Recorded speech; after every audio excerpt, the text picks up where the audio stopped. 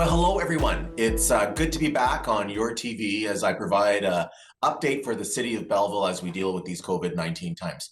Let me start off by wishing everybody a happy new year. You know, I think we were all looking forward to getting out of that year 2020 and all the disruption that COVID-19 has thrown to us. And now we're in 2021, and while things are difficult right now, there is light at the end of the tunnel. And so we are looking forward to a very, very happy new year. And certainly on behalf of everybody with Belleville City Council that work for the city of Belleville, I want to wish you all a very, very happy new year. And I hope that the holiday season was good to you. This video is for the week of January the 4th. And we have started the year in a different way. Normally, we would have gathered on the first Saturday in January at the Quinte Sports and Wellness Center, had hundreds of people out for the traditional mayor and city council levee. And unfortunately, we weren't able to do that in person, but we did have a virtual New Year's levee address that I put together, highlighting some of the achievements and the activities from 2020, and then looking ahead to what we have in store for us for 2021. And I encourage you to go to the City of Belleville's YouTube page. The information is provided right here on the screen, and you can watch that address and learn a little bit more about what some of the highlights were from 2020, but also what we get to look forward to moving ahead. As of January 4th, so the beginning of this week, we had 36 active cases in our region with 2 people hospitalized. Not on ventilators, but they are nonetheless in hospital. That is about 25 new cases in a 3-day period, which is concerning. And we did know that there was going to be an increase in cases. This is why the provincial government has instituted a province-wide shutdown. They started on December the 26th and is scheduled to go through till January the 23rd. Part of the concern was the forecasts of people not necessarily following the health guidelines for Christmas and for New Year's. You know, previously in the fall, we saw that all of those major celebratory events, Thanksgiving, Halloween, Diwali, all of those led to a corresponding spike in cases in Ontario and even in our region afterwards. So we were concerned about what would happen. And right now, this week, we are starting to see the numbers from the Christmas period.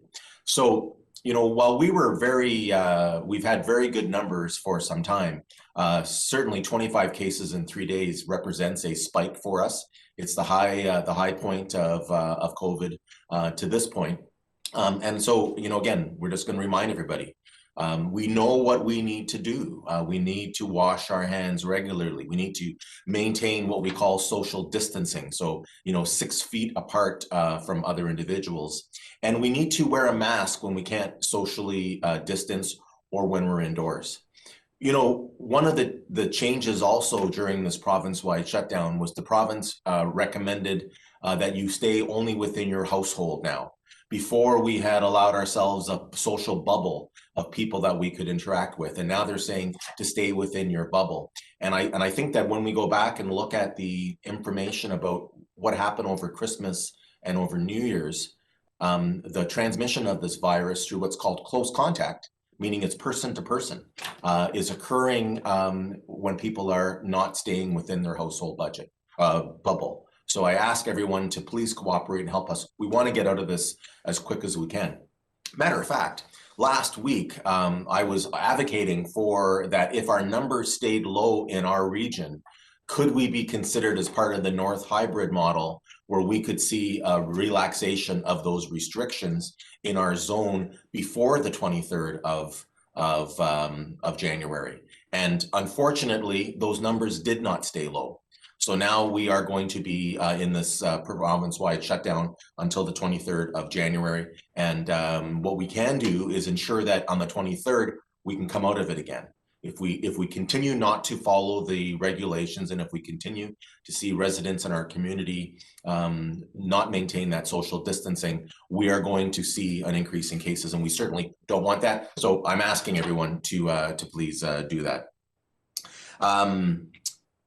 The COVID-19 Assessment Center continues to operate, and it is the telephone number is here on the screen. That is the assessment center that is off of College Street in the old Quinte Secondary School site. Now, you need an appointment to go there, and you need to have probable COVID symptoms. If you're not sure you have COVID symptoms, but you don't feel well and you want to get tested, you can go to the Shoppers Drug Mart on Sydney Street here in Belleville, Sydney and Bridge Street West, where you don't need to have an appointment to go there, and you can be what's called asymptomatic, meaning that you don't have those COVID symptoms to go there. And so I encourage everyone, if you're not feeling well, not just to keep yourself home and deal with that, but also if you want to get tested, to make arrangements for those two locations.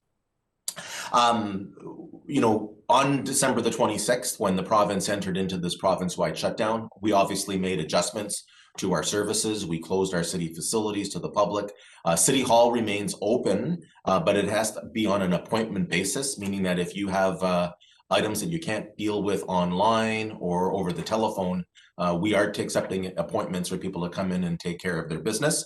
But we maintain all of the essential services that we have here in the city of Belleville, including transit and all of our emergency services. So as I've always said throughout this whole pandemic, rest assured, we are going to make sure that the services that you and businesses rely upon in our community are going to continue throughout this. And I want to thank all of our staff for doing such a good job with it.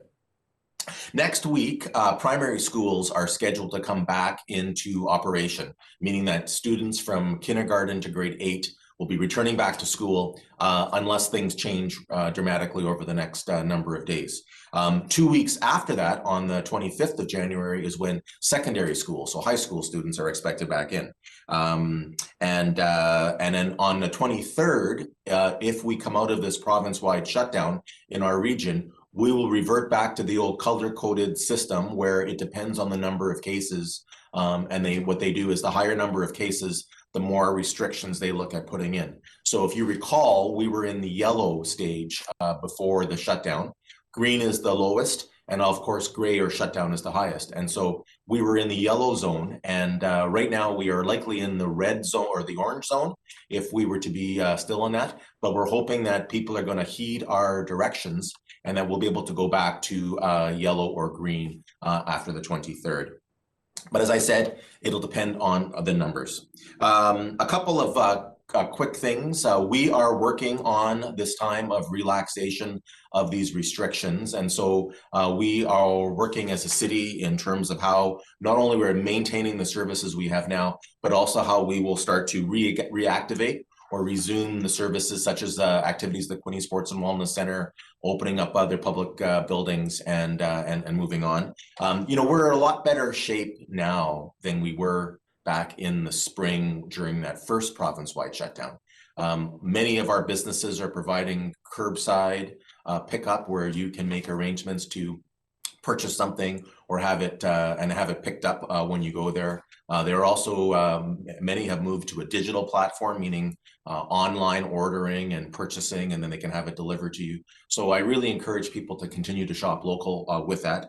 But at the same time, we also are still allowed to go outside. We haven't had to close our parks that are open for winter operations or the playgrounds that are open in the winter. And we encourage people to continue to be outside to get some fresh air. Over the holiday break, I was so happy to see so many residents taking advantage of, particularly the Festival of Lights and walking that 5.5 kilometer track that you could see it, and it was wonderful. But a couple things I just want to finish up with for this week. Obviously, we are now in winter time, and we had a beautiful blanket of snow delivered in the last few days. So I'm going to remind everybody about winter parking restrictions are in place, meaning that from 1 a.m. until 6 a.m. there's no parking on city streets. Also, we have at the end of our Christmas season. A lot of people who had live trees are now able to put their trees out for pickup. And here is a picture of the schedule for the City of Belleville Christmas tree pickup rotation for what part of the city you are when we'll be doing it. You can also go to the City of Belleville website for that information and much, much more as we go forward. I'm wearing my shutdown beard. You know, you often hear about professional athletes or amateur athletes wearing what's called a playoff beard as they go through. And as we stayed close to home here in Belleville during the holiday season, I decided to try to grow out a little bit of beard. As you can see, it's not an easy thing for me, but I am going to try to keep this until we are able to come out of this province-wide shutdown for our region, and we'll see how it goes. I know that all of our residents can't get their hair cut and can't get a lot of personal services, so it's not that big of a sacrifice for me, but it's something that we're going to look back one day and say, wow, do you remember when we went through all of this? So with that, I encourage you to go to the city YouTube page, listen to all of the highlights of 2020, as well as the challenges, and then what we have to look forward to in 2021. And I will be back next week for another update from the City of Belleville. And I want to thank YourTV again for giving me this opportunity.